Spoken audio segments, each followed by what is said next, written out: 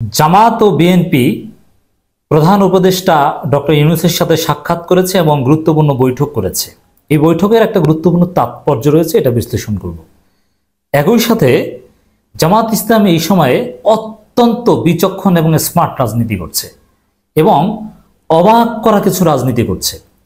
আওয়ামী লীগের শুধু গত 15 বছরের নয়, গত 50 বছরের বয়ান জামাত ব্যর্থ করে দিয়ে জনগণের কাছে চমৎকারভাবে গ্রহণযোগ্যতা পাচ্ছে। জামাতকে মৌলবাদী ট্যাগ দেওয়া হয়েছে, হিন্দু বিরোধী, সাম্প্রদায়িক শক্তি, বই পুস্তক লেখালেখি থিসিস সব জায়গায় ওইটাই। এমনকি আমি অবাক হয়েছি কত বড় ধৃষ্টতা প্রথম আলোর।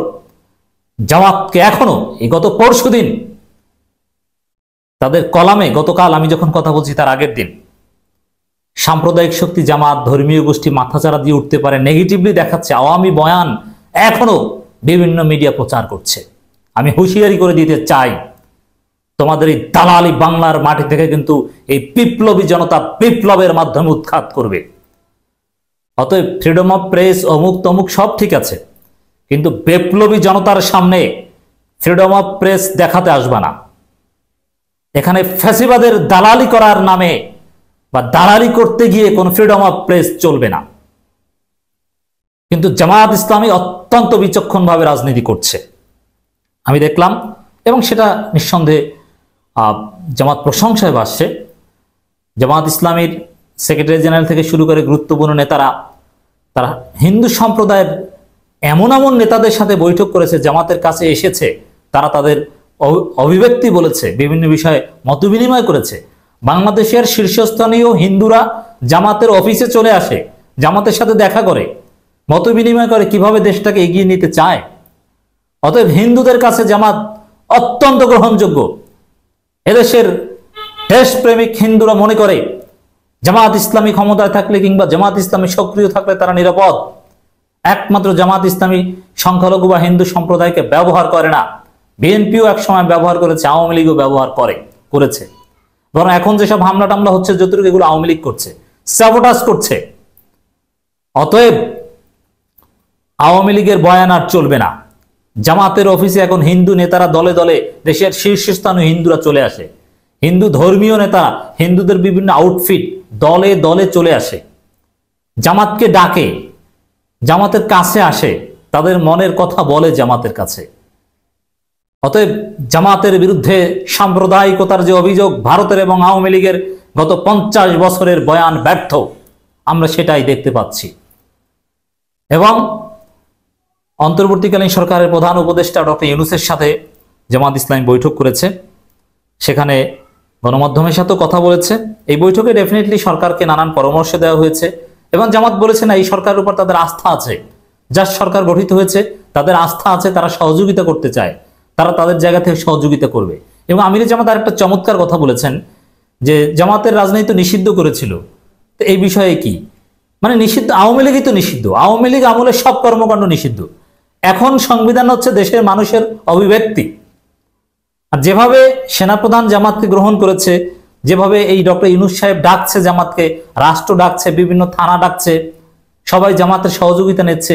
আমিরে জামাত বলছেন যে এর চাইতে বড় বৈধতার কি, এর চাইতে বেশি কিছু দরকার নেই। এর মানে ওইসব নিবন্ধন বাতিল টাতিল ভংসাং অমুক তমুক ওগুলোর কোনো দাম নেই, ওগুলো বাতিল। বিপ্লবীরা আওয়ামী আমলের কোনো সংবিধান আইন মানে না, রাষ্ট্রটাকে নতুনভাবে সংস্কার করা হবে, সেই আইন মেনে দেশ চলবে। আওয়ামী আমলের সব অবৈধ সিদ্ধান্ত বাতিল, ওগুলো চলবে না, ওগুলোর তোয়াক্কা জামাত করে না। আমিরে জামাতের বক্তব্যের তাৎপর্য এটাই। এবং আর একটা মেসেজ আমিরে জামাতের বক্তব্য থেকে আমি আপনাদেরকে জানিয়ে দিতে চাই, এই সরকারকে জামাত ইসলামী সহযোগিতা করতে চায় এবং আস্থা রয়েছে। তবে স্বরাষ্ট্র উপদেষ্টা যে ফাজলামিটা করেছেন, এ বিষয়ে বিএনপি জামাত এখন পর্যন্ত কঠোর হতে চায় না, তাকে হয়তো বা সুযোগ দিচ্ছে আর যাতে এরকম না করে, আমার কাছে সেটাই মনে হচ্ছে। তবে শিক্ষার্থীরা যতটা কঠোর হয়েছে, রাজপথে নেমে গণভবনের অবস্থার কথা স্বরাষ্ট্র উপদেষ্টাকে স্মরণ করিয়ে দিয়েছেন, এরপরে আর কিছু বলার দরকার হয় না। বিএনপি মিটিং করেছে, এটা অত্যন্ত তাৎপর্যপূর্ণ। ডেফিনেটলি আওয়ামী লীগের রাজনীতি, প্রতি বিপ্লব বা আওয়ামী ষড়যন্ত্র যাতে বাস্তবায়ন না হতে পারে, এইসব বিষয়ে বিএনপি জামাত পরামর্শ দিয়েছে এবং বিএনপি জামাতের পরামর্শেই সরকার অত্যন্ত গুরুত্বের সাথে বিবেচনা করে চলবে। এটা সরকারের পক্ষ থেকে বলা হয়েছে। আর বিএনপি জামাতের পরামর্শ যদি যথেষ্ট গুরুত্বের সাথে দেখা হয় তাহলে এই সরকারের মেয়াদ হয়তোবা একটু বেশি দিন ক্ষমতায় থাকার সুযোগ বিএনপি জামাত অ্যালাউ করবে। এবং একটা ভালো দিক যে মজলুম জননেতা জনাব সালাউদ্দিন আহমেদ তিনি ডক্টর ইউনূসের সাথে এই সাক্ষাতে ছিলেন। জামাত ইসলামী শুধু এই হিন্দু নেতাদের সাথে বা সবার সাথে মিলিয়ে মিশিয়ে রাজনীতি করছে তা না, আরো অনেক স্মার্ট রাজনীতি করছে।